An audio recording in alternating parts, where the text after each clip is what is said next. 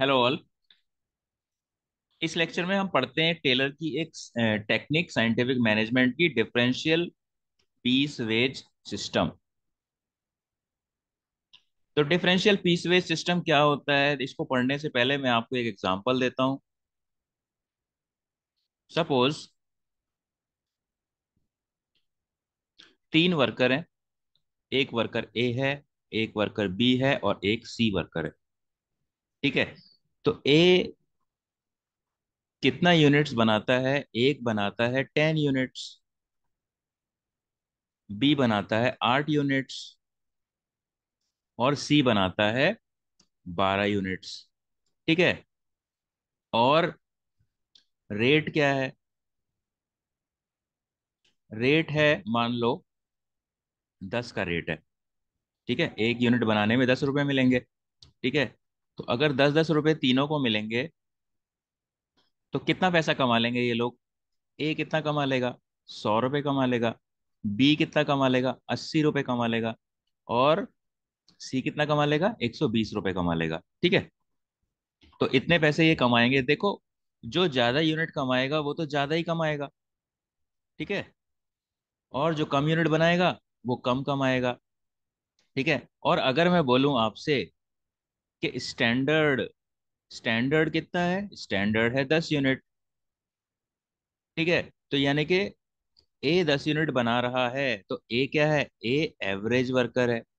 ठीक है। बी कम बना रहा है तो बी क्या है? इन एफिशिएंट वर्कर है। ठीक है। और सी क्या है? सी है एफिशिएंट वर्कर।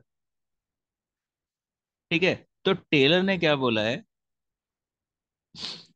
क्या बोला है कि अगर स्टैंडर्ड 10 यूनिट का है, ठीक है, तो 10 यूनिट वाले को रेट तो आप वही दो जो स्टैंडर्ड है, लेकिन जो कम यूनिट बना रहा है उसका रेट भी कम कर दो।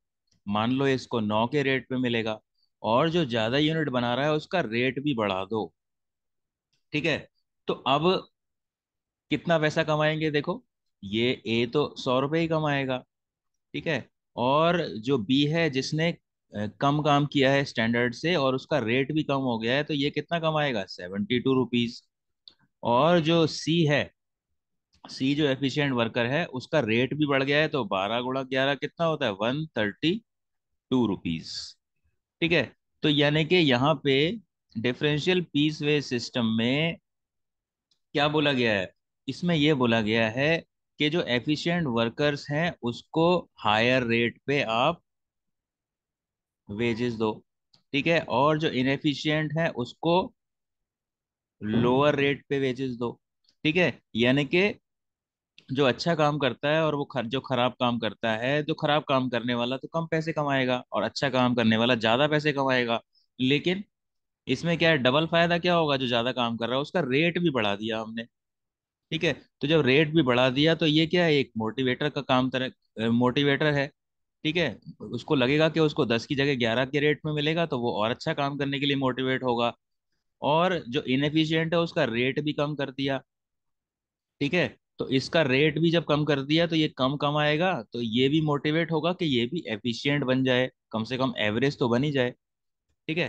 तो डिफरेंशियल पीस वेज सिस्टम को हम डिफरेंशियल पीस रेट सिस्टम भी बोलते हैं। ठीक है।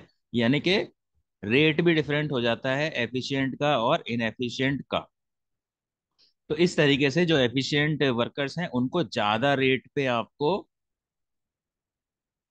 इसका इसका मेन कंसेप्ट क्या है? जो एफिशिएंट वर्कर है उनका रेट भी बढ़ा दो, उनको ज्यादा रेट पे दो। और जो इनएफिशिएंट वर्कर है उनका रेट भी कम कर दो, कम रेट पे उनको वेजेस दो। और जो एवरेज वर्कर है, जो स्टैंडर्ड काम करता है, उसको उसी रेट पे दो जो स्टैंडर्ड रेट है। ठीक है। तो ये कंसेप्ट है आपका डिफरेंशियल पीस वेज सिस्टम। तो अब देखते हैं इसके अंदर एक्सप्लेनेशन क्या है। सो पेइंग डिफरेंट रेट्स। ठीक है। तो मेन मेन चीज आपको क्या समझनी है, इनका रेट भी बदल जाता है। और अगर रेट भी सेम रहेगा तो जो ज्यादा बनाएगा वो तो ज्यादा कमाएगा। लेकिन अगर रेट भी बढ़ जाएगा, ज्यादा बनाने वाला, ज्यादा काम करने वाले का रेट भी बढ़ जाएगा तो क्या होगा? उसको डबल फायदा हो जाएगा। ठीक है। और ज्यादा कमाएगा वो। तो इन्होंने क्या बोला है? Paying different rate of wages to efficient and inefficient employees और वर्कर्स तो extra wages paid to efficient employees will motivate them to remain efficient. ठीक है, तो वहां पे जो 12 यूनिट बना रहा था, वो उसको और मोटिवेशन मिलेगी कि देखो उसने एफिशिएंटली काम किया है, तो आगे भी उसे एफिशिएंटली काम करना है। और जो इनएफिशिएंट वर्कर है will be motivate to become efficient and earn extra wages. तो जो इनएफिशिएंट है, जो 10 की जगह 8 यूनिट बना रहा था, उसको भी एक तरीके से मोटिवेशन मिलेगा कि वो भी एफिशिएंट बने और ज्यादा पैसा कमाए। So when payment is given according to the number of units produced, automatically the production will be maximise. तो यहाँ से क्या है, जब इस तरीके का जब डिफरेंशियल पीसीओएस सिस्टम होता है, तो क्वांटिटी बढ़ जाती है। क्वांटिटी बढ़ जाती है प्रोडक्शन की। ठीक है, क्यों? क्योंकि ज्यादा बनाओगे, ज्यादा काम करोगे, ज्यादा यूनिट्स बनाओगे, तो आपको ज्यादा रेट से पैसा मिलेगा, आप ज्यादा पैसे कमाओगे। तो अब, to conduct and adopt differential wage system, Taylor suggested that the company must fix a standard rate. तो एक स्टैंडर्ड रेट कंपनी को फिक्स करना चाहिए, जैसे कि मैंने अभी आपको जो एग्जांपल दिया था, उसमें स्टैंडर्ड रेट क्या था, 10 रुपए एक यूनिट का। ठीक है, for workers producing standard output, the workers who produce more than the standard output must be paid with a higher rate. तो हायर रेट मैंने आपको एग्जांपल में क्या बताया था, 12 रुपए एक यूनिट के। And those who are producing less than standard output must be paid with rate less than the standard rate. तो जो कम एफिशिएंट है या कम प्रोड्यूस करते हैं, तो मैंने वहां पे क्या किया था, उनका रेट 9 कर दिया था। ठीक है, तो ये है डिफरेंशियल पीसवेज सिस्टम। और इसका एक एग्जांपल देखते हैं। मान लो स्टैंडर्ड टारगेट क्या है, 10 यूनिट है, और स्टैंडर्ड रेट कितना है, 50 रुपये स्टैंडर्ड रेट है। अगर टारगेट अचीव करते हो और टारगेट से ज्यादा यूनिट बनाते हो, तो आपको 60 रुपए के हिसाब से मिलेगा। और अगर टारगेट से कम करते हो, तो आपका 40 रुपए के हिसाब से मिलेगा एक यूनिट का। तो 50 तो स्टैंडर्ड रेट हो गया, और जो एफिशिएंट जो एम्प्लॉयज हैं उनका रेट क्या हो गया, ज्यादा हो गया। ठीक है, तो एफिशिएंट का रेट भी ज्यादा हो गया, और रेट कम किसका हो गया, जो इनएफिशिएंट है। ठीक है, तो अब कैसे कैसे निकालोगे।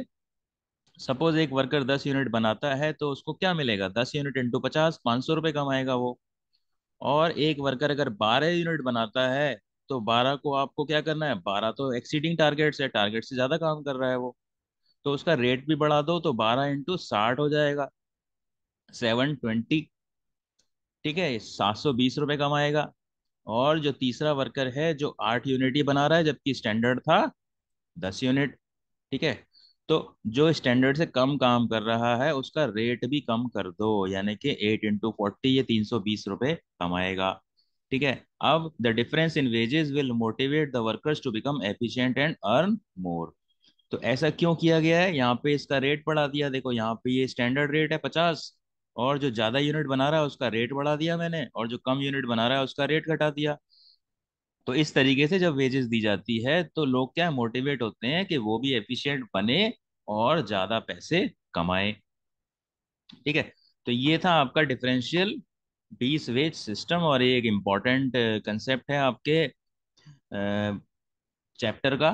ठीक है, और इस पे एग्जाम में क्वेश्चन आता है, और क्वेश्चन में ये चीज बहुत आती है कि आप ना एक एग्जाम्पल के साथ समझाओ। ठीक है, तो डिफरेंशियल पीस वेज सिस्टम का 3 या 4 नंबर का क्वेश्चन आएगा, अगर वो एग्जाम्पल भी पूछेगा। ठीक है, और एग्जाम्पल नहीं पूछेगा, तो वो 1 या 2 नंबर का आएगा। ठीक है, तो जब आपको एग्जाम्पल देना है, तो आपको ये इसका एग्जाम्पल भी याद करना पड़ेगा।